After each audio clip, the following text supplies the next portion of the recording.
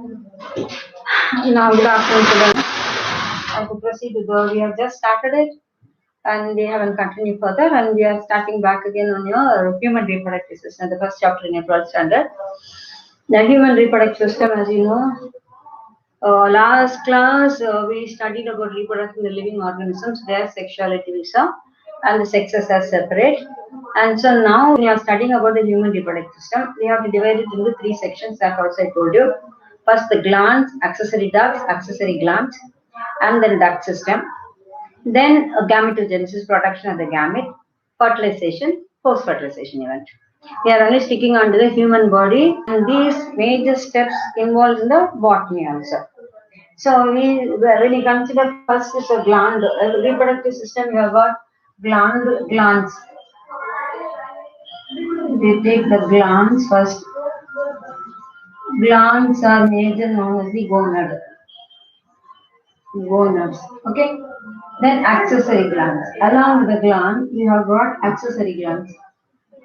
That is accessory glands. Accessory glands means they are not the major gland which produces the gamete. Accessory glands which help in that, such as you have got the seminal vesicle, prostate, Cooper's gland, bulbourethral gland, or the glans penis, the Copperfield gland.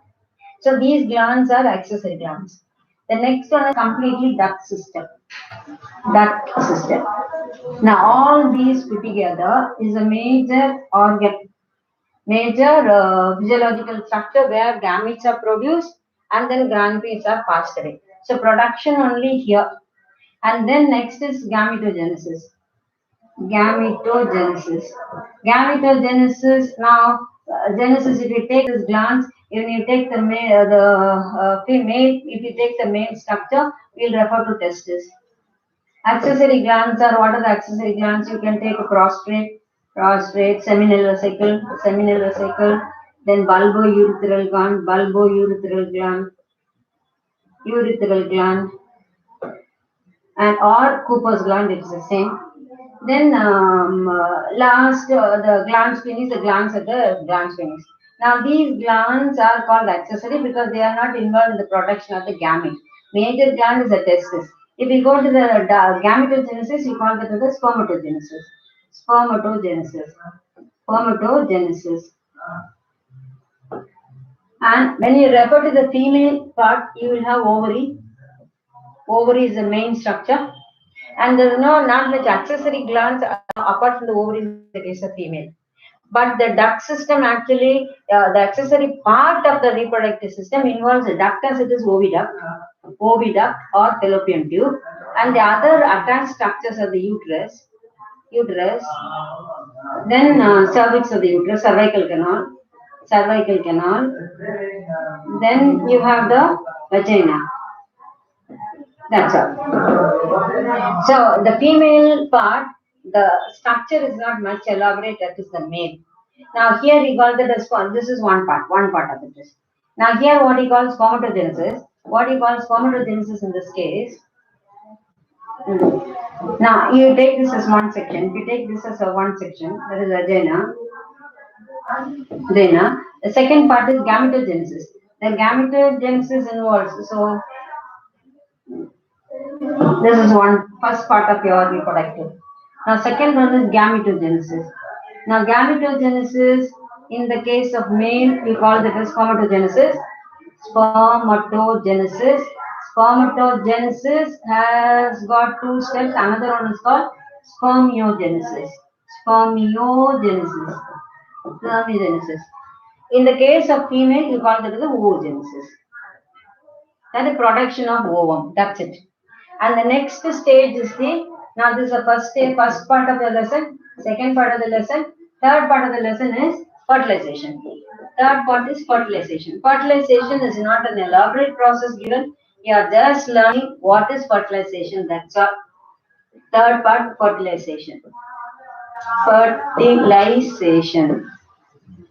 Then fourth one is post-fertilization. Post-fertilization means what?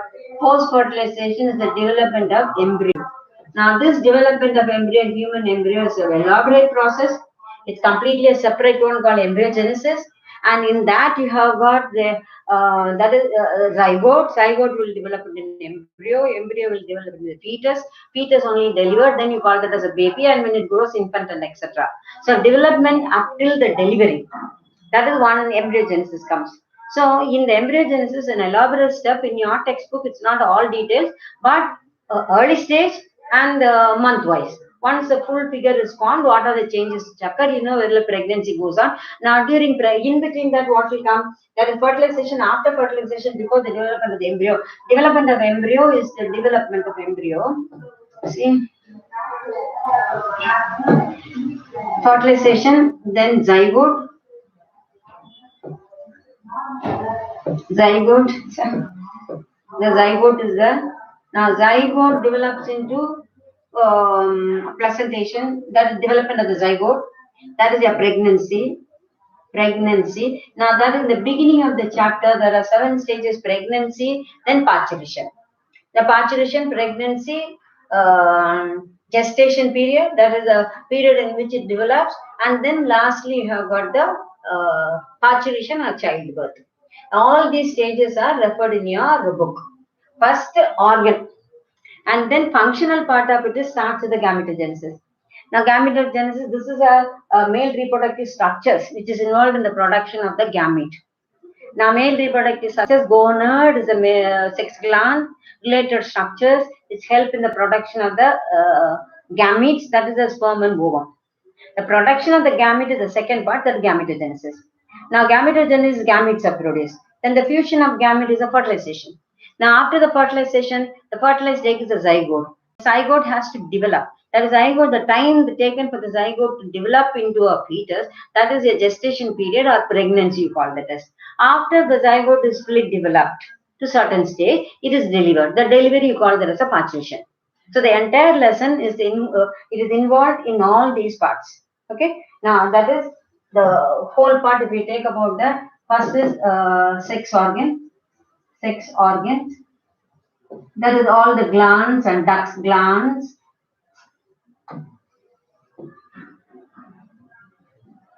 It is involved in the glands and ducts.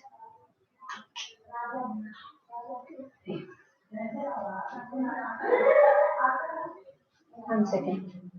It involves the glands as well as ducts. Glands and ducts. And ducts. Second is production of gamete. Production of gamete. Of gametes. That is gametogenesis. Gametogenesis. Gametogenesis. Third stage is fusion of gamete. Fusion of gametes. Fusion of gamete is actually fertilization. Fertilization. That resultant is the formation of zygote. Zygote. Then development of the zygote. Development.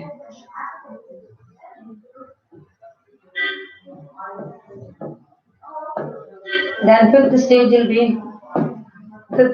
be development of the zygote. Development of zygote.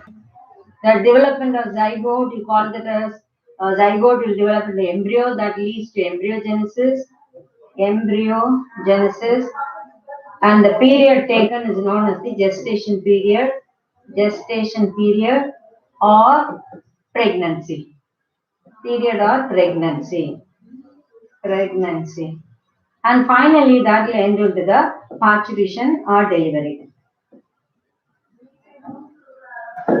Or delivery.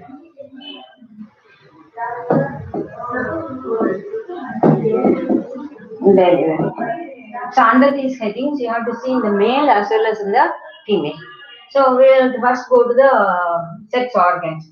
Development of the sex organs, if you take first, you take the male and then you go to the female. Male, as you know, the major gland is the testis. And the testis is produced, testis is kept inside the saccular structures outside the body. The testis is developmentally abdominal. And the third month of when the embryo forms, in the beginning of the third month of, that is third month means 12 weeks. That is zygote, after it has started developing into the embryo, the third month or the 12 weeks itself, all the organ systems will be fully formed. So naturally, testis fully developed by the third month itself. And it descends down from the pelvic cavity. Now, first you take the testis, if you take the testis, it is abdominal. First, it is abdominal in development. And it descends down to the outside the body into a circular structure called the scrotum. So how does it descend down? At the groin region, you have a space that's called inguinal canal. The inguinal canal is the abdominal muscle will come and fold on the pubic bone. It forms a passage. Through this passage, in the early stage, through that passage, the tissue pulls it down from the abdomen. That's called spermatic cord, which pulls it down to the scrotum. Scrotum is a circular structure outside the body between the tooth thigh and the lower part in the groin region, just below the groin. Now, the scrotum is a tough muscular structure in which the testis is kept. Now, so it descends down to it descends to scrotum. Okay. Now, what is the scrotum? The scrotum acts like a thermostat. That is, why does it descend down? The sperms, which the testis cannot, the main aim of the testis is what? Which produces the sperms. Sperms cannot develop in the body temperature. The body temperature should be 4 degrees lesser than to maintain the temperature in which the sperms can be produced. The testis descends down the scrotum. So the scrotum is nothing but a thermostat of the body. Thermostat maintaining the temperature at which sperms can be produced. That is 4 degrees less than the body temperature. Now, this descending of the testis varies from animal to animal. In some animal, it doesn't descend at all, such as buffalo, seals, and whales. The testis is abdominal. It doesn't descend at all. In certain animals, it descends down the beginning of the birth time itself and remains permanently, like in the human being, horse and dogs. In certain animals, horses and man, you can take out the example. In certain animals, now this descends seasonally. That means there are certain animals, the breeding is not continuous. We saw that is the previous first chapter, if you see the menstrual activities, the reproductive activities goes in a cyclic manner. That is called menstrual cycle or estrous cycle. In certain animals, the breeding season is only seasonal breeders. On particular season, they breed. Particular season means it is not depending on the climatic condition. That is the body development. Suppose the animal, particularly wild animals, they live in different environmental conditions. So when the conditions are favorable, the body growth, the food is available, and the body growth is fully formed, the body begins to function, mainly due to the sex hormones produced in the body. And what will happen? They become sexually active. In a sense, the sex glands begin to work. Even in human body, the puberty is a state at which the hormones which are produced by the hypothalamus initiates the development of the sex organs. So we saw in the first chapter, the reproductive, the whole lifespan can be vegetative phase, early stage where you grow, and then the middle age is the reproductive stage, and the last part is the senescent stage. So the reproductive stage is part of your life. It extends from the age of 13 up to, in the case of 15, in the case of female, or it goes up to 17 in the case of the male. So in these animals, the reproductive stage is temporary. That is, in certain period they will be capable of reproduction. The remaining period they are not capable of reproduction. Why? In that particular span of time, their body begins to produce maybe sex hormone. There is a sexual arousal there. Mainly the changes in the female, and this we saw already in estrous cycle. And the main cause is the female. Estrous means mad desire. So the males it will accept the male only at that season. The remaining part of the lifetime, there is no arousal and they will be normal. There is no attraction towards the opposite sex, and neither will it accept the male at that time. So this is called quiescent period, non-estrous period. So these animals which have got the seasonal breeders, the testis will descend down to the scrotum during the breeding season, and it will shrink and ascend back into the abdomen. So the descending of the testis has got three. One will permanently remain in the abdomen, as in the case of buffaloes and whales. One, it will come down. Cryptorchidiasis, that process is called. Cryptorchidiasis is the process by which the testis descends down.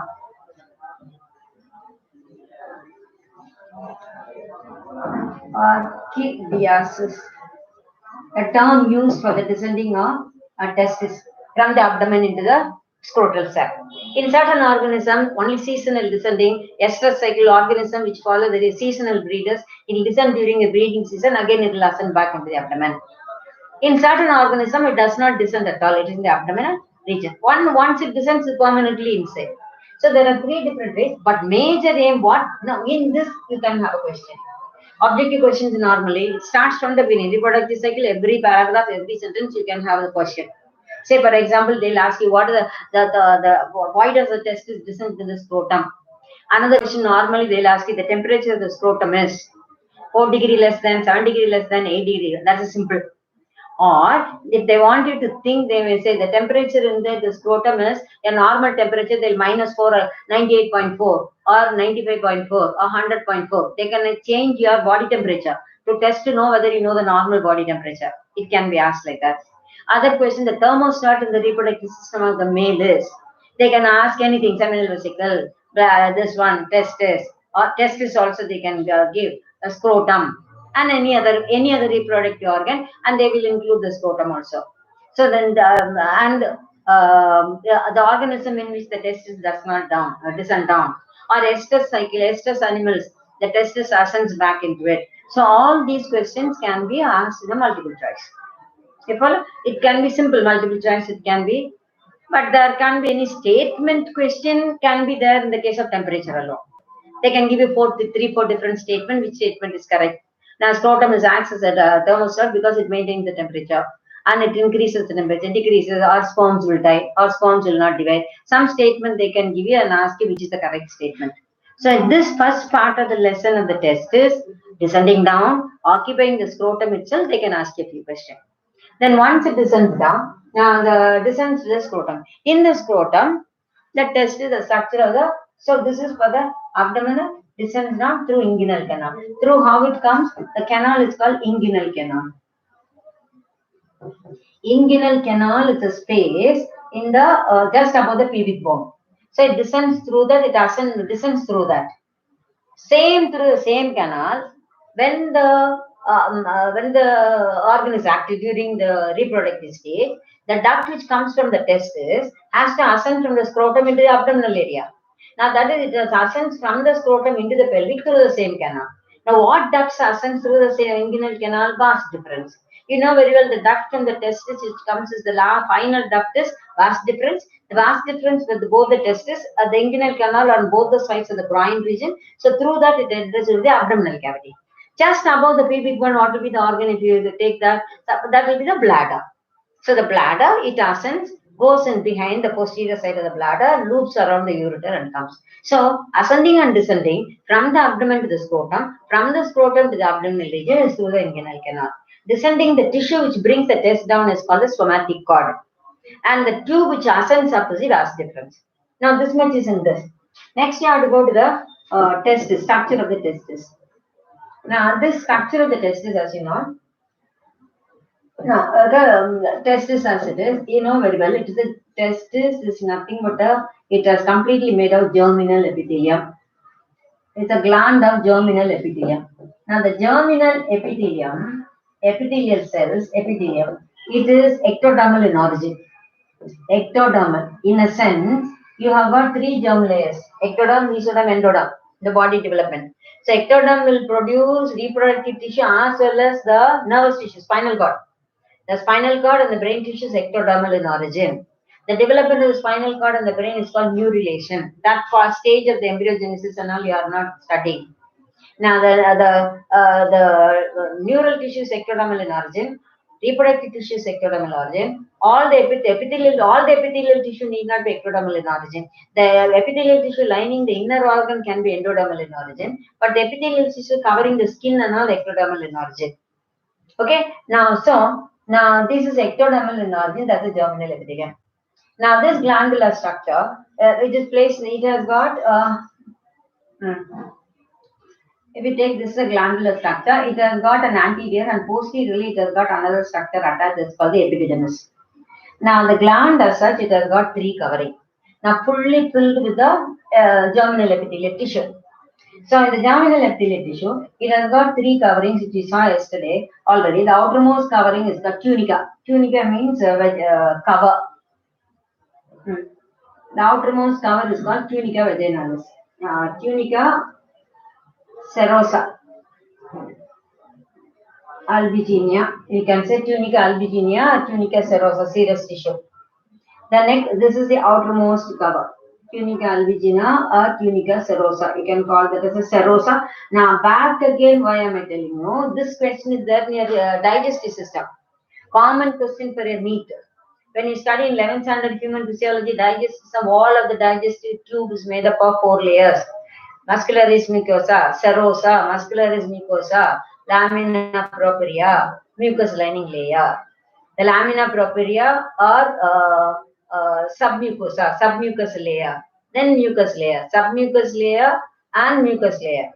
So now the mucous layer has got 3 divisions. That is epithelial, muscularis mucosa, and then lamina propria. Lamina propria, muscularis mucosa, as well as epithelium forms a mucous layer.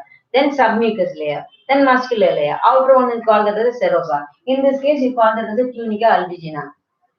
Then the second layer is known as there is a second coat of that. The second layer inside. Now this whole thing is known as the tunica vaginalis. Now what is the difference? The tunica vaginalis, it is a fibrous tissue. Outermost coat is a fibrous tissue. This vaginalis is actually a body peritoneal tissue. Peritoneal is a thin covering of the inner organ. This is a peritoneal tissue, second layer. The innermost layer is known as vascularis. The innermost layer is the tunica vascularis.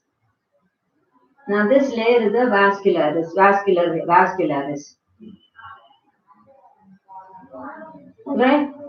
Now this is fully filled with the tissue, germinal epithelial tissue. So it's not an empty space around here. Now you have got interior of the cell, you have got completely the tissues that all over here, you have got the germinal epithelial tissue. Now when you call about the tissue what? There will be cells, there will be connective tissue, and the fibers is all the connective tissue and the cells of the germinal epithelium inside. Now this tunica, so first is tunica albuginea, vaginalis, vascularis. Albuginea is serous coat-like, vaginalis is a peritoneal tissue, vascularis has got the blood vessels and nerves and capillaries. So this vascularis tissue extends into the testicular tissue and divides into the number of sections. These are called testicular lobule. Each section is known as a testicular lobule, cut into a number of sections. The testicular lobule, you have already got the tissues over there. So if you label it, how will you label that one? Now the outermost one, the first layer. Now the first layer is tunica. Tunic means coat. Tunica albuginea. Then second one is vaginalis. Tunica vaginalis.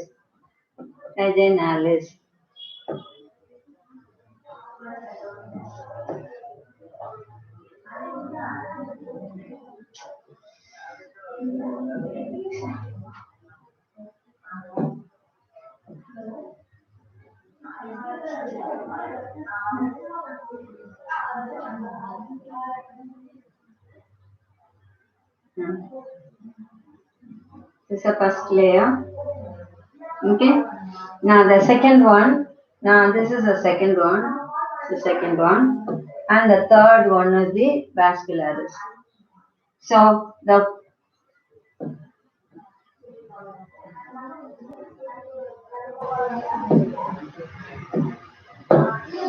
first coat is tunica albuginea or albuginea. The tunica vaginalis. Now this is tunica vascularis. The vascularis divides that into a number of compartments. Now each compartment, that is this section, each compartment is known as the testicular lobule. Now these are known as testicular lobule. Testicular lobule. So this is the tissue, germinal epithelial tissue, germinal epithelium. That means what? Epithelial tissue, it has got cells, 2 types of cells. Now this tissue is also known as interstitial tissue. Interstitial tissue. Interstitial tissue. Now this tissue has got two types of cells. The cells are the cells of this are now interstitial tissue are two kinds. One is called Leydig cell. Another one is the immunoresponsive cells. That is, it provides a sort of an immunity. Now up till this, now this much, okay. Now the posterior part of the testis is known as the epididymis.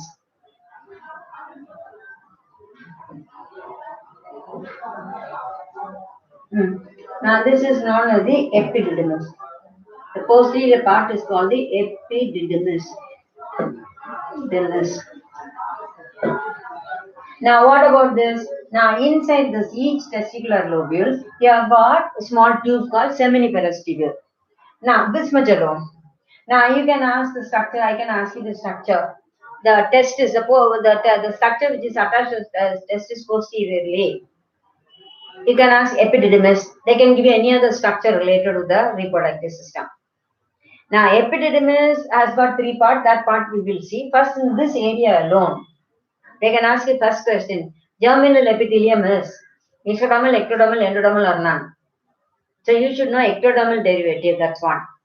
Then germinal epithelial tissue is divided. The testis is divided the number of lobules by the three layers they can give you. Vascular layer only will divide into section.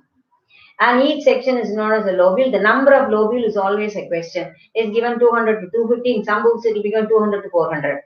So not less than 300. See the option, but in the textbook is 2 to 250. So the multiple choice they can, the number of testicular lobule in the testis is how many are there. That's one of the options. And inside each testis, the tissue which is surrounding that is the interstitial tissue. Interstitial tissue has got two types of cells. It's not only one cell, that is called Leydig cell or interstitial cell. The cell itself called interstitial cell. Now another one is immunoresponsive cell. That gives you a sort of a protection or immunity. That is easily cannot be infected like. So there are two kinds of cells. Don't the last end of your last paragraph, you read your textbook, it will be given last line of the description of the testis. And then inside each lobule, you have got tubes. There are tubes which are kept folded. That's called seminiferous tubule. It will be like this. It's kept folded, and the ducts come from each. The tube has got a seminiferous tubule and duct leads like this. It's a folded duct. Now you take a seminiferous tubule. Each seminiferous tubule will be folded in the form of like this, and we have a duct coming out. Now this is a duct, so there will be space inside, and it has got a wall. The wall is lined by germinal epithelium.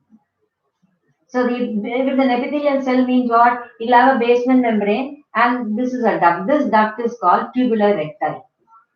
Tubuli recti.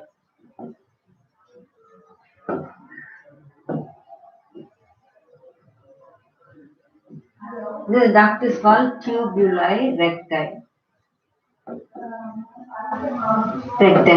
So now these tubular recti, these are all the tubular recti. This is vast difference. Now which I have drawn as a fold is a wall. Is a wall. So you take the section of this wall. This is a wall of the tube, and there's a space inside. Okay. Now these walls, if you cut one piece like this and take the wall, it's an epithelial tissue. So there will be a basement membrane. On the basement membrane, there are two types of cells. Now one is a long pillar-like cells. It has no regular shape. Now these cells are not like a pillar, means not like a straight pillar. It has got a number of these cells. Now there are cells which has got irregular shapes like this. It is folded in between. A germinal epithelium. The germinal epithelium. You have got an irregularly shaped cells like this way. It's a single cell. So automatically there will be cytoplasm inside and the nucleus. And surrounding here, there are circular. These are all more circular. This is germinal epithelium. The germinal epithelium is nothing but epithelial cell. They only mature and produce a sperm. This germinal epithelium undergo meiotic division and produces the gamete, that is sperm. But these long cells are called Sertoli cells. So these Sertoli cells these Sertoli cells do not have a plain pillar. It does not look like that way. It has got a number of dents. These are called pockets. So because of these pockets, it gives the appearance of the Sertoli cell will not be a straight pillar like, it will be like this way. So what is this? Into the pocket, these round cells can fit in. So Sertoli cells actually acts like a mechanical support to the germ cells which are nearby. Now this is a diagram you will get in your textbook. Invariably, if you are writing at the public exam, they will have a diagram of wall of the seminiferous. This is a seminiferous tubule, the wall. I have turned up a piece of the wall. The piece of the wall has got germinal epithelium. There's a basement membrane. These are germ cells which are undergoing meiosis and they are tend to produce the sperm. Now, different stage of meiosis or spermatogenesis we'll see after we see the structure. So at present, in the structure of the seminiferous tubule, the wall of the seminiferous tubule is a gap. There is a space here. So in the space only, the sperms will have to come. So it cannot be an empty vacuum space. There will be certain liquid should be secreted. So that liquid is secreted by there are two types of cells. These are called Sertoli cells. Sertoli cells. Sertoli cells surrounded by the next group of cells are the germinal cells. Germinal or reproductive cells. So germinal cells, what is the main difference? They undergo meiosis, the Sertoli cell does not undergo meiosis. Secondly, Sertoli cell is like a support, like you have packed up, you have put two pillars like. And not only that, the Sertoli cells do not have a complete entire outline. They have got small pockets in which the germ cells can fix on. So Sertoli cells gives a mechanical support to that and support to the developing spermatogonia or spermatocytes. And Sertoli cell acts like a nourishing cell, mother cell. Suppose, now this one you know very well, finally the sperms are all developed with a head and a tail. Like this way, they'll be all sticking on the nucleus and completely sticking on to the tip of the Sertoli cells. So it is sticking on together. Say it is sticking on here. Here, what there is a space here, just we pushed into it. So how the sperms are released from there, the Sertoli cells gradually shows a difference in their shape. That is, it shows a slight movement, changing the structure. That is, the pocket is squeezing and pushing it out into the space. So the Sertoli cells undergo structural change so that the sperms can be released into the space. Not only that, it produces a secretion which fills the gap inside the vas deferens, the medium in which the sperms can float. And Sertoli cell is a mother cell because there are blood vessels lying. Epithelial tissues have no blood vessel. Epithelial tissue do not get the blood vessel. Only the basement membrane of the epithelial tissue. Below that, only the blood supply capillaries there. Through that, only it receives the blood supply. So the below the basement membrane, there are blood capillaries.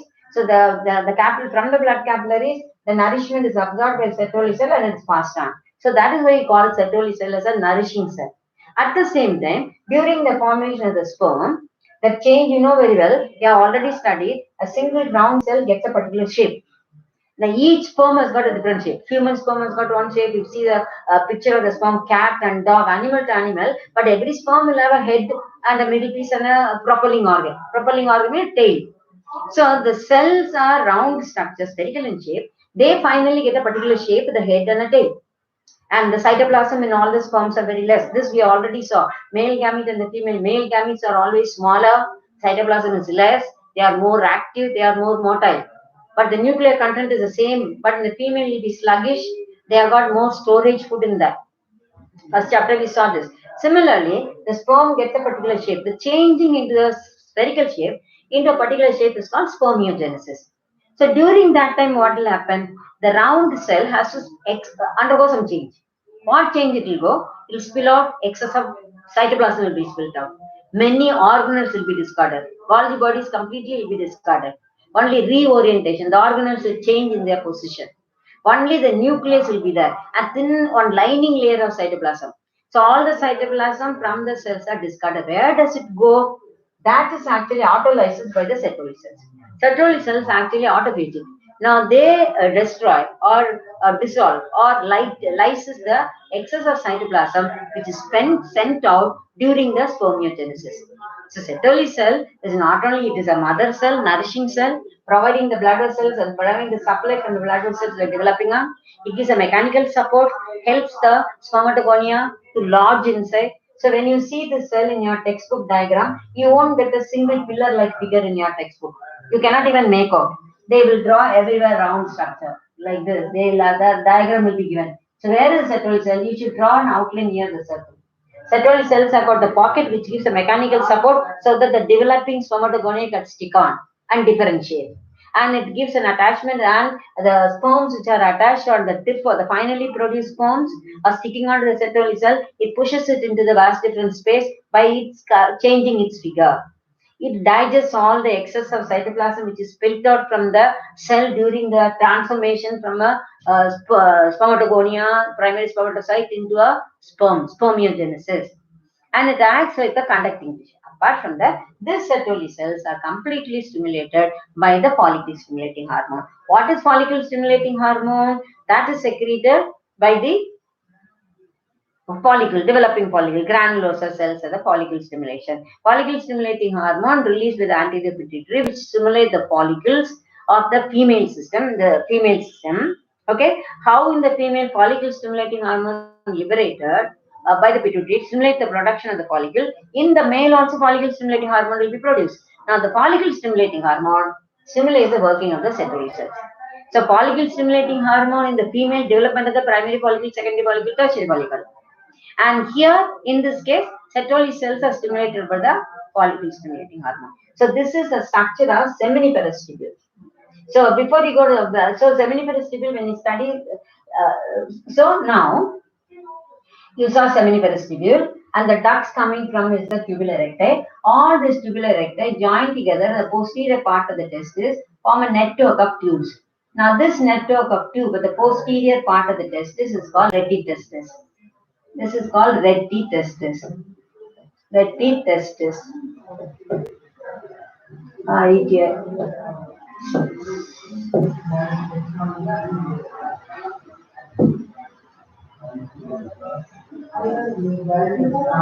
Retitestis. So where is the retitestis? In the posterior part of the testis. Now why did I say that? Now this from the retitestis. Now the back part is the epididymis. The epididymis has got a head or caput or head, and body or torsus and tail. You need not bother about it. Epididymis is divided into three parts: upper head, middle body, lower part tail, or cauda. Caput medusa. Then there is a body of the epididymis and tail of the epididymis. Lower part of the tail. So from the retitestis is nothing but a network of tubular recta and the posterior part of thing. You have a number of tubes entering into the upper part of the epididymis. So from the retitestis, so if you take that, now this is about the Sertoli cells on the wall of the seminiferous tubule. You take the seminiferous tubule, say imagine, now this is a seminiferous, the folded seminiferous tubule and tubular recti. Purely diagrammatic for you to understand. Now the vas deferens, I'm sorry, seminiferous tubule, tubular recti, forming another tubular recti from here, another tubular recti. All this form a network that is called the retitestis. This is the retitestis. From the retitestis, a number of tubes arise. Now these are called vasa efferentia. All these vas efferents opens into the epididymis. Now this is the epididymis. Okay. Now here is your testicular region. So this epididymis, as it is, has got three parts. Now that is upper, middle, and the lower. That is the head of the epididymis. Now this portion is the head of the epididymis, body of the epididymis, and the tail or cauda epididymis. Okay.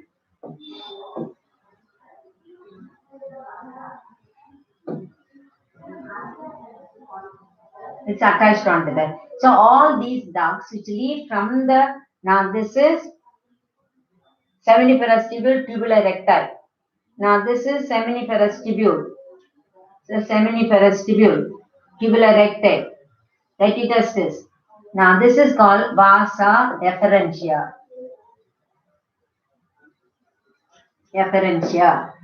Now all these vasa efferentia, from lower part and everything, they ascend up to the head of the epididymis. This is the head of the epididymis. So when it enters in the head of the epididymis, all these tubes join together, forming a loop of tubular structure. It's a coiled loop-like structure. Now this coil, if you open up, it extends up to the 4 meters length. All these tubes join together, forming a long coiled duct. So the epididymis is nothing but the ducts which are coming from the retitestis. Now join together, forming the, it's like, you take what is it? Maggi noodles, like just break it and stick it onto a particular part. How the outer surface will be wriggled everywhere, same manner only epididymis looks like. So the epididymis is nothing but a mass of twisted tubes. Now, from this epididymis, the epididymis mostly, now how does it form? A vasa apparentia. What is vasa apparentia? From the retitestis. What is retitestis? From the tubular recti. What is tubular recti? The tube proceeds to the seminiferous tubule. What is seminiferous tubule? Is a single tubule lined with the germinal epithelium occupying each the testicular lobule. So the wall of the seminiferous tubule only produces the sperm. So the sperm which is produced in the wall gets into the space, it travels along, comes over here, finally it comes to epididymis. So epididymis is a storehouse where the sperms are stored. And now the sperms, there is another one, the ABP, that is androgen binding protein. Now, androgen binding protein is another structure secreted by the ovary. That this androgen binding protein is necessary to keep the concentration of the androgen so that all the sperms will be stored in the case of the epididymis. Epididymis is a storehouse for sperm. And if you extend the tube of the epididymis, it will go up till the meter 4 meters length. So from the epididymis, a single duct arises. That single duct is known as the vas deferens. It goes up. Now, because you know very well, this whole structure is outside the body, that is in the scrotum. So, if you take that, you have got the epididymal structure, the duct system.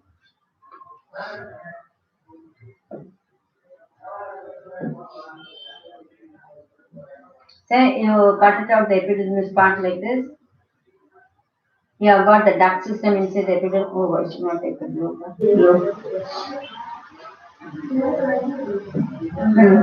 Now there are ducts inside the epididymis. Now this portion is cut out as an epididymal part. Now all these are vasa efferentia. Opens into it, this epididymis, and long duct arises in the epididymis as a vasa deferens. Vas deferens, some books will begin vasa deferens, some will be the vas deferens. Seminiferous tubule, tubular recti, retitestis, vasa efferentia, epididymis, vas deferens. This is the root. Why am I telling you? There will be a question in you. Now, up till this, this duct system alone, how the question will be. See, if you take the duct, it's a long day, everything is a tube. Seminiferous tubule also is a tube. Tubular recti, retitestis, mesh cup tube. Back again, the efferentia tube. Epididymis is nothing but a bunch of tube. Vas deferens is the longest tube coming out. Till it comes to the end of the body also, it's a long tubular structure only. So the tube, what's the main idea? The sperms itself is produced from the wall of the tube only. So it's an entire duct system. So you cannot take the tube loosely. You must have the connective tissue to pack them up in the area. So the connective tissue, the interstitial tissue, which are packing them up. So you should not imagine simply it is because of the tube. Just keep it. You cannot just keep a tube. It will slip on one another. Common sense. Same manner when you say it is folded like that, there will be connective tissue in between. A binding tissue should be there. Is a normal in your body. Your body organs are not left like that in a tissue. There will be in between. That is what I mean by the connective tissue.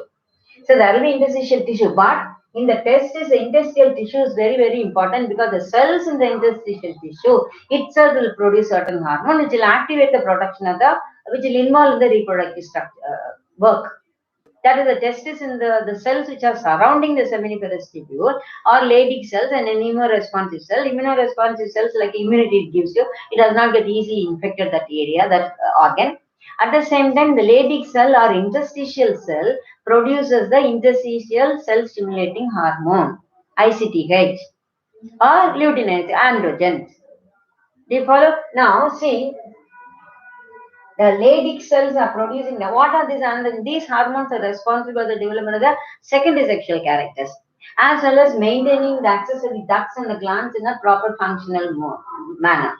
So the interstitial tissue also important in the how in the kidney, if you remember Henle's loop, interstitial tissue secretion you studied. Now that is when ascending limb, descending limb, how is the NaCl in one limb in the water? It is allows the water to it is permeable to water, impermeable to NaCl. Another one is permeable to NaCl, impermeable. How does the exchange occurs? That's called secretion. Exchange occurs of the ions between the interstitial tissue and the tube, Henle's loop. So interstitial tissue has got it is the interstitial tissue fluid is there. There will be minerals there like phosphate ion, NaCl, mainly sodium, potassium. Now, these similarly, in this case, when you have the LV tissue, but the tissue is only a packing material. You don't find any exchange of the thing as in the case of the kidney, whenever these parts are there. So, what is the first question in this? Up to this. Leave about the duct system alone. Again, the duct system alone, one of the questions is, see, what is the intra-testicular duct and extra-testicular? They'll give you ducts as a whole. Now, what is this? This is seminiferous tubule.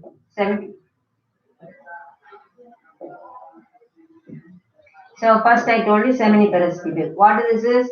Tubular recti. This is retitestis. Now vas deferens. The vasa efferentia, vas deferens. So these are the main ducts.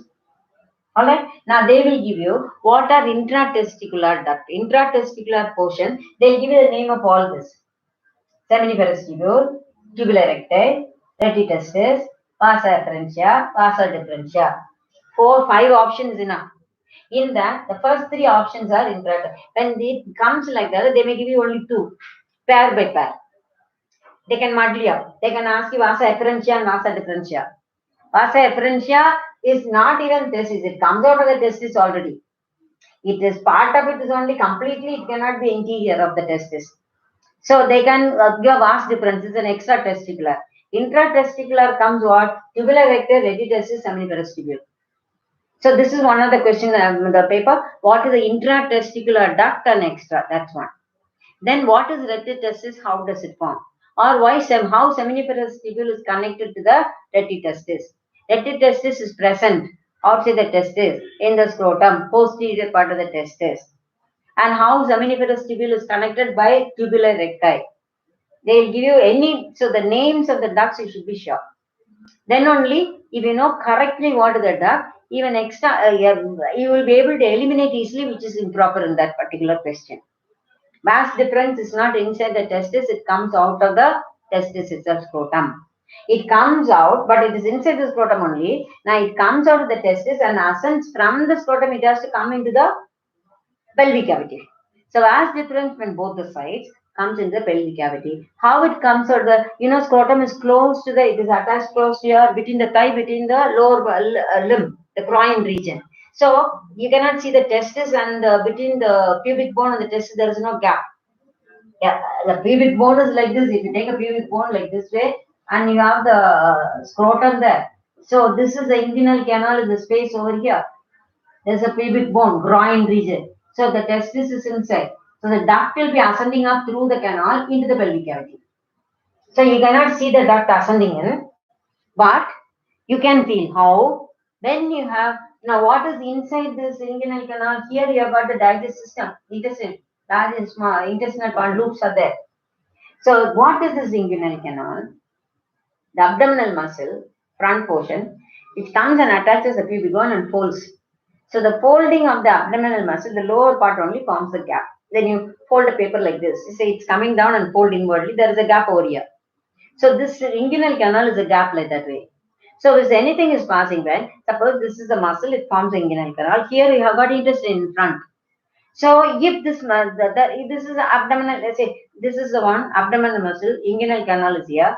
Inside you have got the intestine. When the intestine pushes into it, automatically it will press the tube which is passing through. Suppose the intestinal loop pushes down into the inguinal canal. What is passing through the inguinal canal? Now, inguinal canal, the tube is passing, vas deferens is passing. So, when the inguinal canal, when the intestinal loop from interior pushes on the wall of the inguinal canal, it will press the vas deferens. This is what you mean by inguinal hernia. Inguinal hernia normally, now it presses, why it is inguinal hernia? The intestinal loop pressing in the weak spot in the inguinal canal pushes downward into the inguinal canal. It's not a big canal, it's a narrow tube. So when it exerts pressure, the small tube which is passing through the vas deferens. Now the vas deferens will be pressed. So that particular what is passing the vas deferens is semen and ejaculation. So the individual will find it difficult to ejaculate that. So this is the main this condition is known as inguinal hernia. Hernia is weakness of the muscle, the abdominal muscle, in which the inner content, mainly intestinal loop, will enter into it, press the tube and it will enter into it. And the loop might gradually recede back into the abdomen. So in this case of inguinal canal, there will be acute pain. People are having a cycling or excessive pressure on the lower part, weightlifting, lifting heavy weight, they are liable to get the inguinal hernia. You know the hernia operation, but in the inguinal hernia operation, they will just push it back into the abdomen and the weakened area they strengthen it. That's all. So inguinal canal is one of the important part connecting your lower, particularly in the males. In the case of the vas deferens, when it enters in the abdominal cavity through the inguinal canal only. So the vas deferens enters into that. One more question. Another question was trace the pathway of the sperm from the scrotum into the pelvic cavity. This is common question. Sometimes they will trace from testis to the pelvic cavity or testis to the end also. So we haven't proceeded beyond that. What happens in the abdominal cavity? This is outside the abdominal cavity. This is a duct system. Outside the abdominal cavity is what? Scrotum, structure, and the tissues. Scrotum, compartment in the germinal epithelium. Inside the compartment, complete duct completely. Seminiferous tubule is a duct. And then the duct forms the retitestis, then vasa efferentia, epididymis, a mass of duct, and storehouse of the sperm, and the long duct finally which comes out of the scrotum. Diagrammatically, I'm saying but you cannot see outside the duct coming out like that. It is from the scrotum, it ascends up through the groin, through the inguinal canal, enters into the pelvic cavity. So, trace the pathway of the sperm is a common question. Then when you come to the, I already explained to you the wall of the seminiferous tubule and the structure of the wall of the seminiferous is the two. What is the function of Sertoli cell, or which is called the nursing mother? Sertoli cell has got lot of function, or the mechanical support. It gives the pockets gives a place for the development of the gametocytes. And second, it is a nursing mother, nourishing mother, and through that only any exchange of the blood, because it's an epithelial tissue, there is no blood supply. And below the basement membrane only the capillaries. So the nourishment to the cells, developing cells are through the Sertoli cells. It dissolves or splits up phagocytosis. Phagocytosis means destroys. The excess of cytoplasm spilt out during the transformation of the during spermiogenesis. That's one. Then it helps the sperm to be spilled out into the seminiferous tubule by wriggling, changing its position. Because all the sperms are finally developed sperms are sticking on spermatozoa, or sperms are sticking on the tip of the Sertoli cell. And Sertoli cell add on to that, it secretes a secretion which fills up the gap inside the space inside the seminiferous tubule, provides the liquid medium in which the sperms can float. Otherwise, the tube will be an empty tube. So you cannot imagine a sperm with a lashing tail moving in the air or in a vacuum. So there should be a liquid medium. That liquid is produced by the Sertoli cells. And Sertoli cells are under the control of FSH, follicle stimulating hormone. FSH is produced by the pituitary, anterior pituitary. Anterior pituitary is under the control of hypothalamus. So hypothalamus produces gonadotropin releasing hormone, GnRH. That stimulates the anterior pituitary to produce the FSH. That FSH only, same in the male and the female. Male FSH will stimulate the development of the follicle in the ovary. In this case, FSH will act on the seminiferous tubule Sertoli cells. All right. Now the cells, the Leydig cells are the in between the interstitial cells are known as the Leydig cells. The Leydig cell produces the male sex hormone androgen. Now androgens or male sex hormones are responsible for development of secondary sexual character. All right. Now these secondary sexual Leydig cells are stimulated by what? By LH, luteinizing hormone. Take about in the case of female, what is the work of luteinizing hormone? Produces ovulation. In the menstrual cycle, initiates the ovulation. Fully developed graphene follicle ruptures. That is LH. In the case of male, now what the follicle produces the estrogen, female sex hormone. Now in this case of male, you should have that idea of FSH and LH, male as well as the female. Next, you have to see the hormonal effect, the control hormonal effect on the testis as well as ovary side by side. See, both the testis and ovary are under the gonadotropins. Gonadotropins are hormones secreted by the anterior pituitary. That is FSH and LH. Now, this FSH is actually produced by the anterior pituitary, and both pituitary is under the control of hypothalamus, gonadotropin releasing hormone. We follow? So now, first we'll finish up the duct system alone. So in this, one of the major question, what Neet question can be? They can trace the pathway. It's a multiple choice. How will they give you? They will give you a direct route. What are the direct route? Seminiferous, retitestis, tubular recte, retitestis, vasa efferentia, epididymis, vasa deferens. But they will change the route. They may give one in front, one and picks up which is the correct option. That's all the map. But this root of this form is a must. One of the questions there in your Neet. All right. And when you come to the wall of the thing, interstitial cells, Leydig cells. Now, interstitial tissue and the Leydig cells are present on the tissue. Simply, they will give in the testis or in vas deferens or in epididymis. You can interstitial cells are also known as Leydig cells. Leydig cells produces estrogen, progesterone, FSH, androgens or male sex hormone. So each word they can muddle up. One only will be the correct answer. The rest will be the different terms they can give you. You follow? Now this is about the duct system. Outside your body, in the scrotum, from the scrotum, what happens, what the tissue on the seminiferous tubule also we saw. Now you have to proceed to the duct which is entering into the pelvic cavity. Which duct is entering into the pelvic cavity? Vast difference. Where does it start from? Epididymis. What is epididymis? Is nothing but the epididymis tubes. If they stretch about 4 meters length, it can extend. All right. Now we'll go to the pelvic area. What is the duct system inside the pelvic area? In the pelvic region, if you see, you have got, I draw a little bit bigger, diagrammatic, then you can see all, up till this is in your textbook. Yes, completely the textbook description is there. You can go to the first two pages in your 12th book. Now the complete all these facts will be there. Particularly when the description of the testis comes at the end of the first paragraph, you have the immunoresponsive cells will be there. Don't miss that point, because normally everybody will give insist on the Leydig cells only, but the interstitial cells. But this line is there in the textbook. So you cannot go Neet out of the textbook. It will be within the textbook only. You have to read between very clearly between the lines. 1 second, please.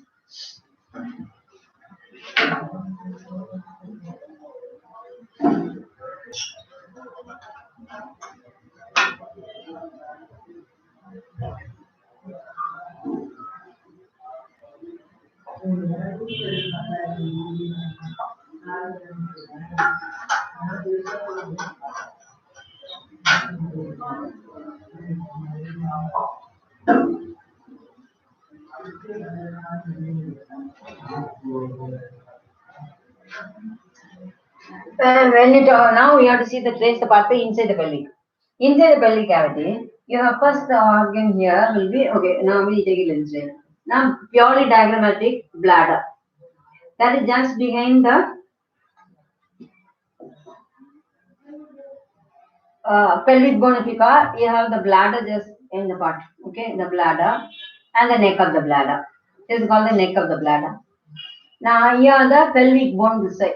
Here the pelvic bone will come. If you dissect out the rat, if you want to see this part of the bladder, you have to remove the pelvic bone. This is the pelvic bone. You cannot see this. The whole thing is inside, of course, bladder. And the bladder continues as a tube that's called urethra. Now, I should draw. I'm sorry. I have to draw a little bit lower level. Smaller. Now the bladder, of course, receives the ureter. Ureter is from the kidney. The kidney here. The kidney opens into the bladder in the form of ureter. Now ureter just not opens on top of the bladder like this. The ureter enters. Suppose this is a bladder. This is a bladder. Ureter is not coming like this way as we draw on the diagram. It comes posteriorly. So the ureter is just my finger. If you take it this way, it's on the posterior side of the bladder. This whole thing is the bladder. This is the ureter. So the duct, what happened? The vas deferens. Now this is your pelvic bone. So this is a pelvic bone. First it will be fused. You cannot see the ureter. Now this whole thing. Now what I do? If I do the dissection, I cut out the bone here, so that this part will be exposed. I will remove this bone. Alright. Now what is there? Attach the bone closer to the bone behind that is the inguinal canal. So now if this is now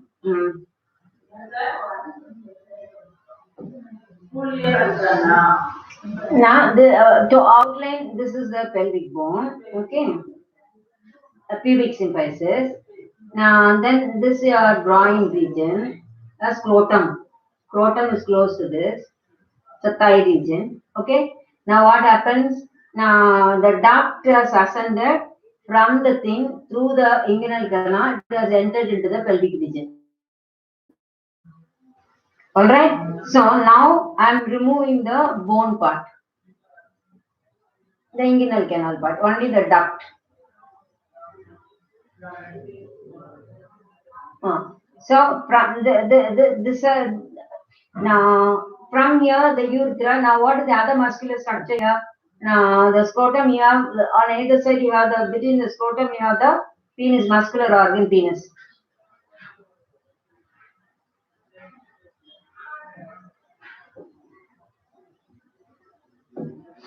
Now this is a muscular structure, scrotal region. Okay, a bit like this way. So this muscular structure continues down. Now this is the duct which is ascending from the testis. Now this is scrotum. You have the wait. Now you have the testis. The thing has ascended up, enters into the abdomen. It goes posterior, close anteriorly to the urinary bladder, loops around the ureter, comes to the side and opens into the urethra.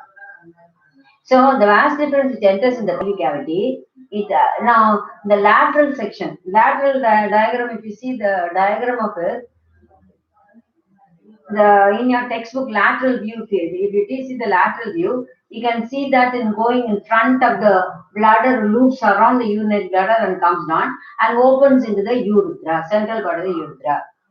Before it opens in the urethra, this is all inner side. So inner side, if I have to show you the inner part of your body, now what will I do? I will remove the bony part, the bony structure. Okay, I am removing the scrotal area also. So only I am showing the duct. It is understood from here. The vas deferens has come. Now it has entered in, and it has now before it is now this is the bladder, the neck of the bladder.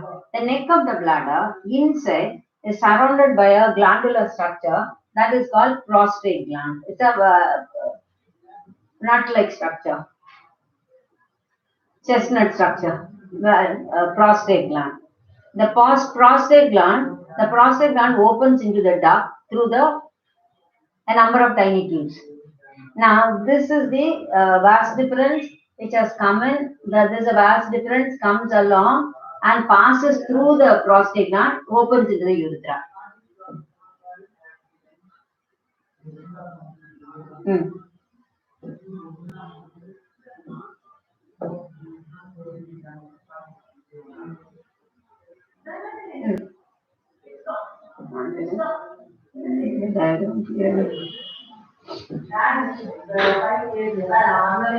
See urethra. Surrounded by the prostate gland.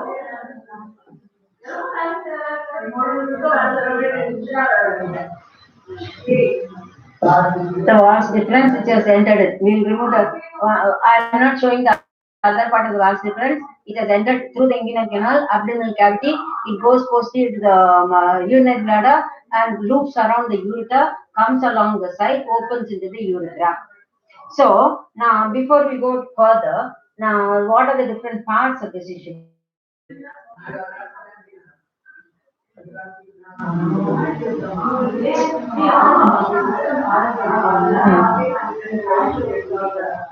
See, this is a gland surrounding the urethra. Now, before you go to this, you should know the different parts of this. Now you take this. Now what is this? This is ureter, bladder, UB, urinary bladder. Now this is called neck of the bladder, neck of UB. And this part which is just above the prostate is the urinary urethra.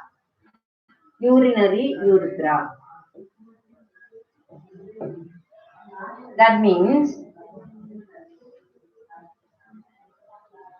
1 minute, I'll just extend it a little bit higher. Now this is the bladder. We take a look at it. Purely diagrammatic for you to understand the parts. So the urethra can be differentiated with different parts. Okay, there won't be much gap.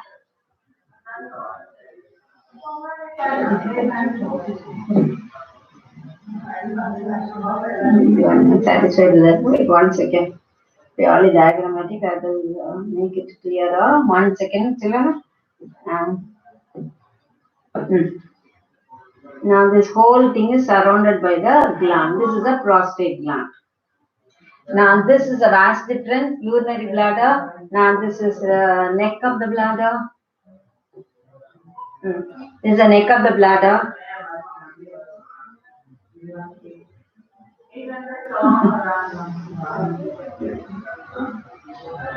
The prostate gland, so it's a chestnut region. So now you have to know the label. Now before I go to this. So this vast difference enters into the urethra. The whole thing is urethra only.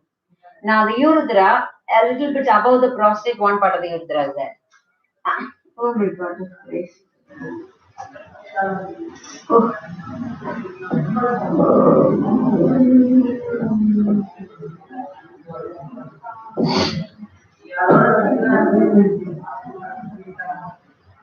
Just hold on,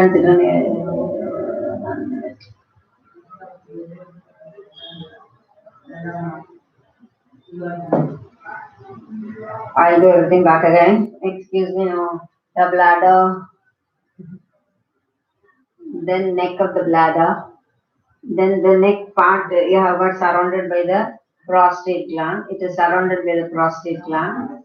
Okay, and the urethra passes through the prostate gland, comes out below the bone, and after some it is covered by a muscular structure. This muscular structure is the penis. So the two urethra passes up to this. The end of the penis is swollen. That's called glans penis. It ends here. That is from here to here urethra only. Alright. Now, when it enters like this way, you have got on the urethra, on the side of the urethra,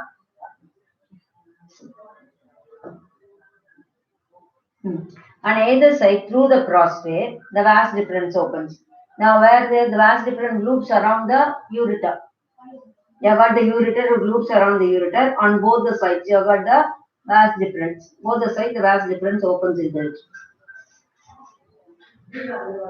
Before the vas deferens opens into it, the end of the vas deferens, it is a little bit swollen.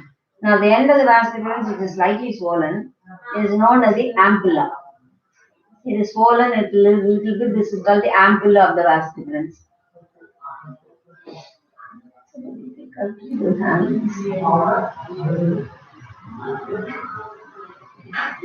The vas deferens comes and opens. God, that's very nice. Sorry.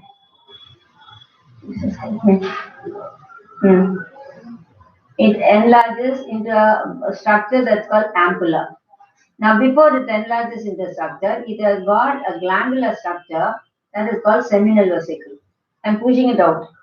The seminal vesicle. Now, this is the urethra. All right. Opens into the urethra. And this is the prostate gland, completely prostate gland on one side. Now the prostate gland opens into it a number of ducts. Now this glandular structure, it joins before it enters into the bladder. Before the urinary, the vas deferens. Now listen. Now this is vas deferens. Vas deferens. I'll just label it and then explain to you. Seminal vesicle. Seminal vesicle. And this is called ampulla. Ampulla of the vas deferens. Surrounded by the gland prostate. Now this is bladder. UB. Not simple bladder. Urinary bladder. And you have got the ureter. Around which the vas deferens, it has already entered. This is the pelvic region. Okay. The vas deferens has entered in, loops around the ureter, comes to the side, opens, passes through the prostate gland, opens into the urethra. What is urethra? Urinary bladder continues along to urethra. Now the bladder at the beginning, the neck of the bladder, it is surrounded in a little portion and it is completely surrounded by another gland, which is the prostate gland. Prostate gland is a small chestnut-like, it is a spongy structure surrounding that area. Now this prostate gland then opens into the urethra in the form of a number of ducts. So being it's a spongy structure enclosing the end of the vas deferens, which is ampulla, as well as the urethra, which is passing through that. So the ampulla of the vas deferens and the seminal vesicle is above the ampulla, outside the vas deferens. So if you take now, this is the urethra and urethra. Now the vas deferens, the urethra continues. If the vas deferens forms an ampulla. Now here is the seminal vesicle is above that. This is seminal vesicle attached onto this. The vas deferens enlarges into an ampulla, opens here, and this is completely surrounded by the prostate gland. Now here is your seminal vesicle. So from the duct of the seminal vesicle opens into it. From the duct up till this ampulla, this is only known as the ejaculatory duct. You come across the word ejaculatory duct, you should not think ejaculatory duct is from the end up till that. Ejaculation means spilling out. So you should not think ejaculatory duct is the whole thing in the penis through which the semen is spilled out. The liquid which carries the sperms and spills out. Now we'll know how does the semen forms. So now the liquid which spills out, spilling out of the liquid is called ejaculation. But ejaculatory duct is a short duct after the seminal vesicle joins the vas deferens and before it opens it. This ampulla is very important because even after the complete ejaculation or before fully the semen is ejaculated, a little bit of sperms will be stored over here. Now, this is one of the reasons. Now, where the failure of copulation, during copulation, you will study reproductive health, withdrawal method. Now, that is without using any contraceptive. When they pull out that copulation time, certain sperms can be lodged over there. There is one of the reasons for the failure of the what will I say? Copulation can occur, or fertilization can conceive. They can conceive, though they think they are protected. So this ampulla is a place. A few sperms can be stored over there. Now the ampulla is the end part of the vas deferens, and the distance from the seminal vesicle up to the entire ampulla I have drawn so big. You should not imagine it will be so big in that. So it will be a small structure. The duct. The duct comes. This duct opens into it. After the opening, the whole thing comes and enlarges like an ampulla here. So this distance of 2-3 centimeter from the seminal vesicle up to the ampulla, this one only is known as the ejaculatory duct. So this is one of the tricky question they can ask. Ejaculatory duct is the end of the vas deferens after it receives the duct of the seminal vesicle. That's all. So the vas deferens is here. The seminal vesicle duct opens, purely diagrammatic. Seminal vesicle duct opens, then it continues down and then ends as an ampulla. So from the seminal vesicle opens here.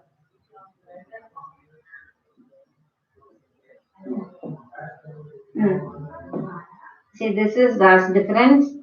This is a duct of the seminal vesicle. Seminal vesicle is a structure over there. Opens in, then it continues down and ends as an ampulla. So this distance after it receives the duct of the seminal vesicle, this much only is the ejaculatory duct. It's only 2 centimeters length. They can ask you, ejaculatory consists of extends through the penile urethra, extends to the penis, urethra and the penis, or urethra in the prostatic gland. The whole urethra and the prostatic gland is not ejaculatory duct. And the end of the vas deferens, that is vas deferens plus the duct of the seminal vesicle, then it comes down and enlarges as an ampulla. Now this gap of 2 centimeters, 2-3 centimeters only is known as the ejaculatory duct. Now what is the end part of the duct which is swollen is called the ampulla. The same thing if you remember sphincter of Oddi in the liver, the hepatopancreatic duct. Before it opens in the duodenum, the lower part of the hepatic pancreatic duct is swollen. That is guarded by the sphincter of Oddi. Now, same manner, ampulla means enlarged. So, end part is little bit. Enlarged means diagrammatically, you cannot imagine such a big thing. It's just elevated area, that's all. Now, their sperms are all microscopic. The cells are all microscopic. As few sperms can lodge in after it has been ejaculated, completely sent out. Do you follow that? Now, so this is one of the question, ejaculatory duct you should know. Now we come here. Urinary bladder, neck of the bladder, that this short distance, this much is a short distance, one part of the urinary. Now you see the urethra. Oh, I should not use the same color. Okay. Now the whole urethra, you have to divide first part. Neck of the urethra above the prostate gland. This is the first part of the urethra. Then the second part of the urethra, you have got through the prostate gland, completely from here to here. This is the second part of the urethra. Okay. Now, second part of the urethra through the prostate where it receives the vas deferens. Now, third part of the urethra, which is outside before it enters into the penis. Now, this is the third part of the urethra. Okay. Now, the fourth part of the urethra is totally in the fourth part of the urethra is totally inside the penis. The whole thing is the up till the end of the penis.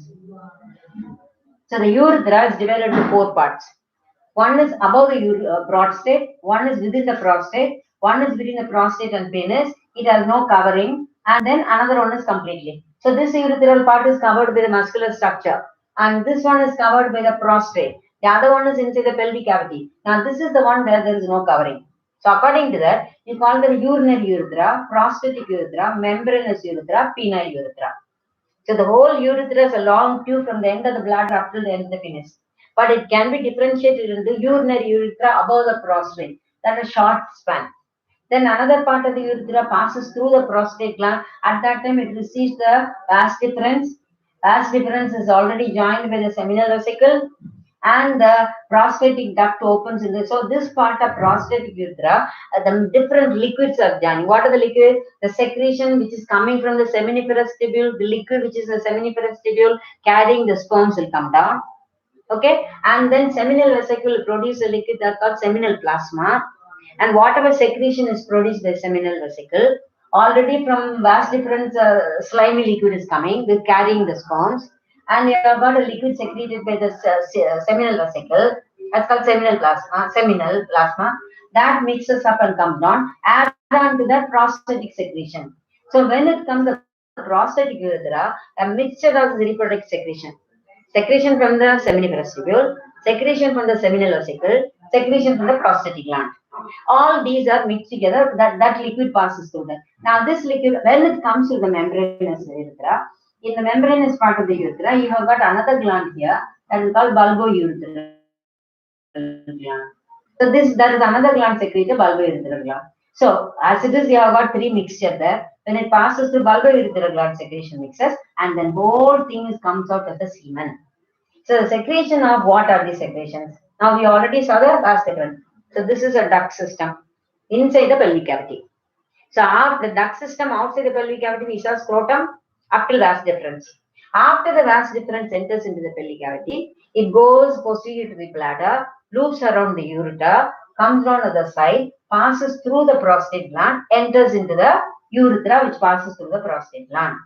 That is the root of the vas deferens. Now, what is this urethra? Urinary bladder continues down. The duct from the urinary bladder is called urethra. So, part of the urethra, small part of the urethra, the neck region, you call that as a bladder, is surrounded by the prostate. That short part is called urinary urethra. So, when you see the different parts of the urethra,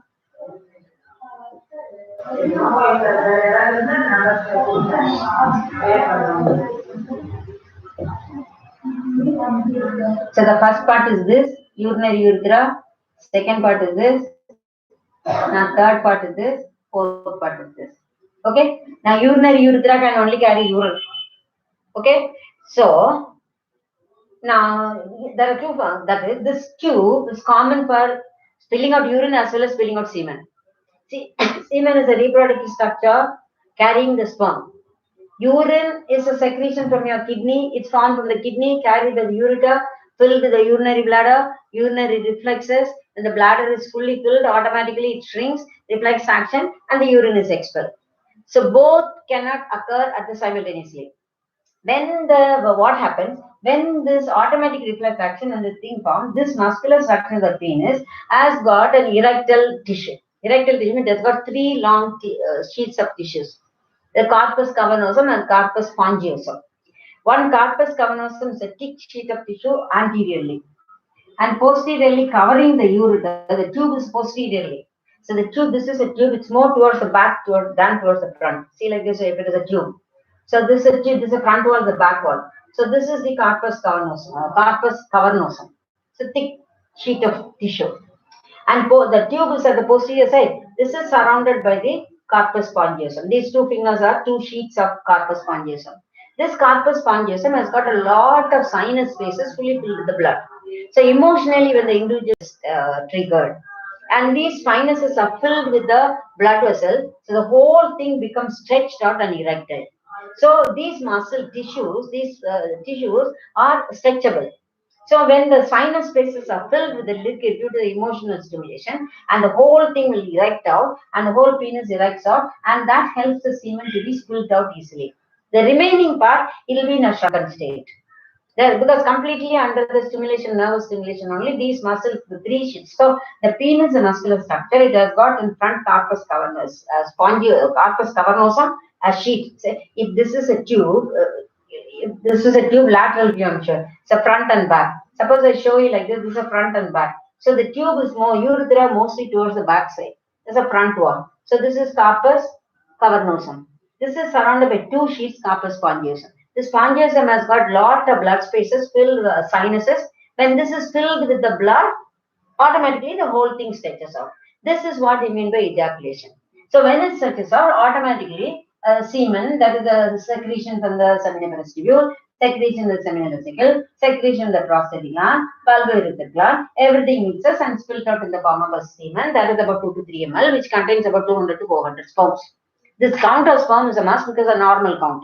If the count is lesser, then that will lead to sterility or incompatibility. You can the infertility. You cannot fertilize the zygote because though the sperms are so many, only one can reach the ovum and fertilize it.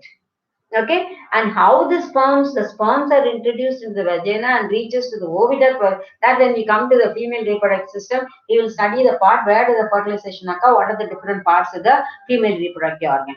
Now let's complete this. This is the tube. Now what are the secretions now? Now the seminal vesicle, now up till this, okay?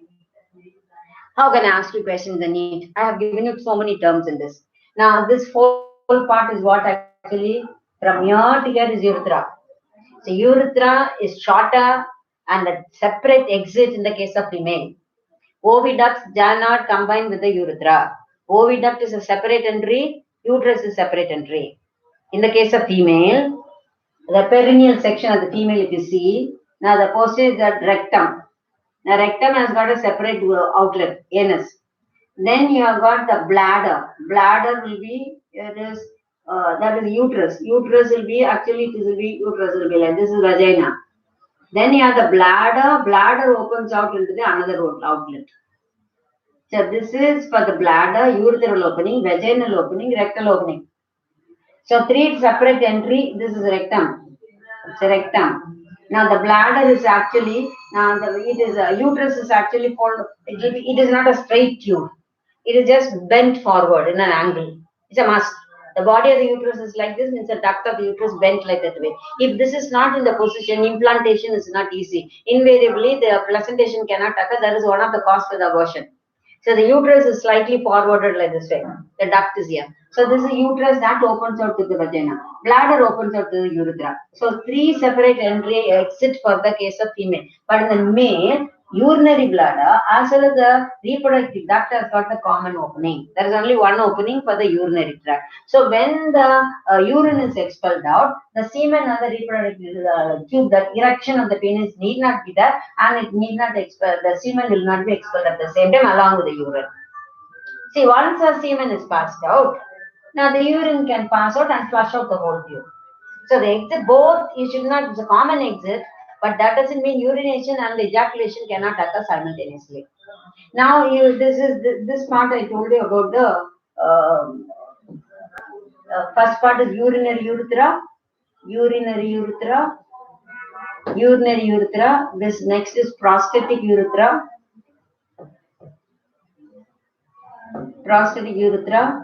Then membranous urethra. Then penile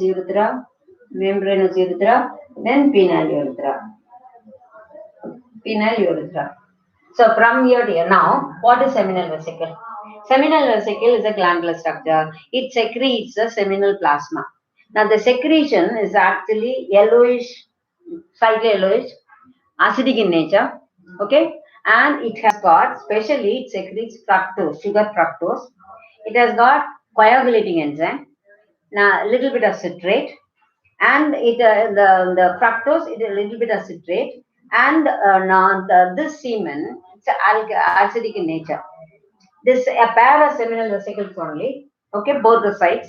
Now this is a diagrammatic structure. If you see the diagram in your textbook, it's an anterior view. In your textbook, bladder will be given, and a seminal vesicle will be shown like this way.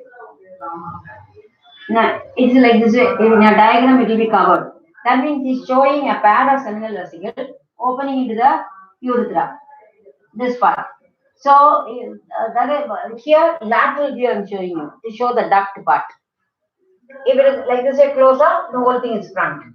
Yeah, this is the diagram which you'll find in your textbook. You won't find this. It's nicely, very clearly it will be given in your textbook, I think so. No, the bladder part will be given. The seminal vesicles. The seminal vesicles they give like this way. This is the urethra part. So you should not muddle up with this. A pair of seminal vesicles on either side. So this is the duct system I have shown. The seminal vesicle secretion produces peculiarly fructose. Fructose is the only you know very well fructose is a disaccharide and glucose is the main source of energy. So automatically fructose produced in the seminal vesicle provides energy. It is not nutritive. It provides energy for the sperm. Why? The sperm have to swim and reach the ova. The sperm is introduced in the female reproductive system. Oviduct is one end, vagina is other end. To tell you, though the structures are very small, sperm is a microscopic structure. It is introduced near vagina lower part. It has to ascend up to the other part where the ovum is in the oviduct. In the oviduct region itself, the sperm should reach. Then only fertilization can occur. If the ovum has already, the developed secondary oocyte has already moved to the other part of your or uterus, fertilization cannot occur. Completely, when is you know very well, oviduct has got different part. In one particular region, when the secondary oocyte is rolling and coming, at that time sperms reach only conception, fertilization can occur. Suppose the ovum has already rolled and come into the uterus. At that time, sperm enters in, fertilization cannot occur. So simply, it is not easy just to say they're giving birth to children, littering children. The zygote formation itself, you don't know at what time it will coming. It is all that is always some other element of what you call that. How the sperm does know at this time. So that is where we will be studying in the menstrual cycle at what particular time, the different stages, how does it move. Now, so the sperm needs energy to swim from the lower end up. That is called the capacitation. That is called capacitation.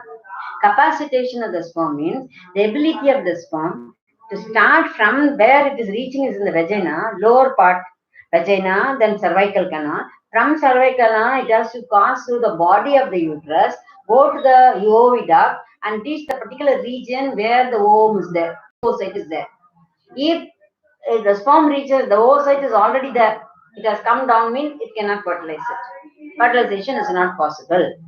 So you will so the capacitation of the sperm is mainly that is it must have energy first. Second, it should be able to move up. For the capacitation, that is a hormone secreted by this is called seminal vesicle produces another substance called prostaglandin. It produces prostaglandin. Prostaglandin. So now if you see, now I'll clean up this part of it.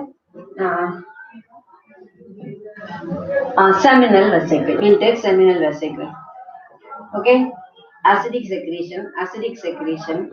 Okay, yellowish in color, yellowish more or less, yellowish. It has got fructose. It's very important. Then you have got anticoagulating enzyme.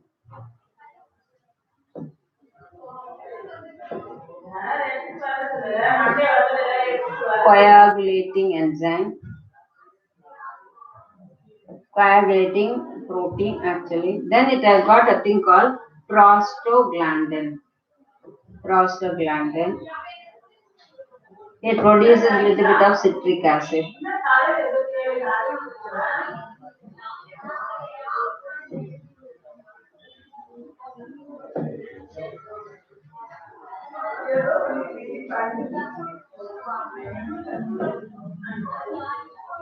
That is, now this fructose is very important in a sense. It provides energy. But this is citric acid is nutritive. This is nutritive for the sperm. Now this one helps in the capacitation. What is capacitation? The ability of the sperm to move from the lower part of your vagina, cervical canal, up to the oviduct. That is isthmus of the oviduct where the fertilization can occur. Now that mainly the prostaglandin helps.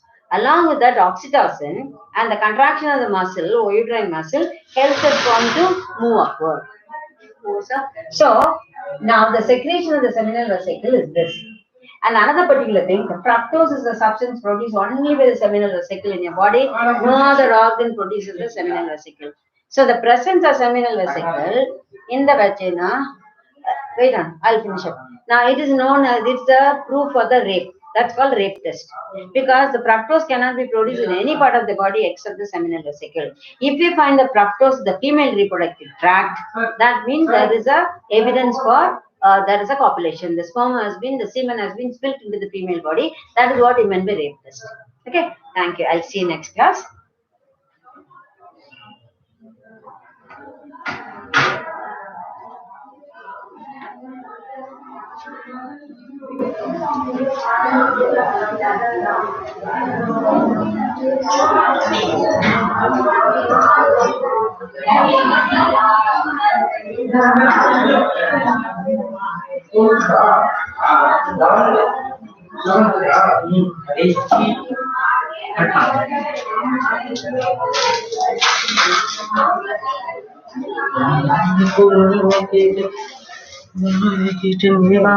Some basic concepts of chemistry. None.